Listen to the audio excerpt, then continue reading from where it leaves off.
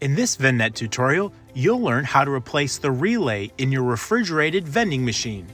For this video, you'll need a 1/4-inch screwdriver, Phillips screwdriver, 11 32nd-inch nut driver, and needle nose pliers. To start, make sure your machine is powered off. Open your machine and locate the power box. Now use a 1/4-inch screwdriver, remove the top and bottom screws on the right of the power box and loosen the 2 nuts on the left of the power box.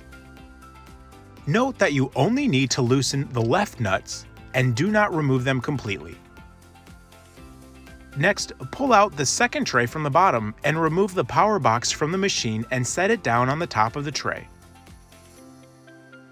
Using an 11 32nd-inch nut driver, loosen these 2 nuts holding the relay to the power box. Now rotate the power box and use a Phillips screwdriver to remove these screws while holding the nuts on the other side. We recommend taking a picture of your relay connections before completing these next steps. Grab your new relay device. Remove the connections from your old relay and connect them to your new relay. We recommend doing this one by one to avoid errors and confusion.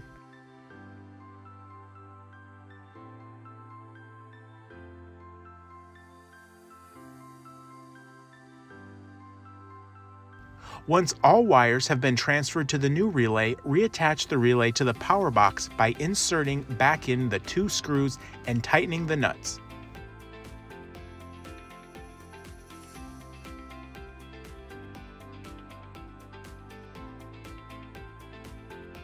Then slide the power box back into the machine.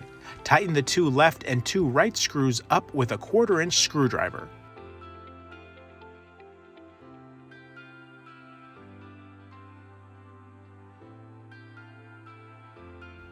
For more assistance, visit vendnetusa.com.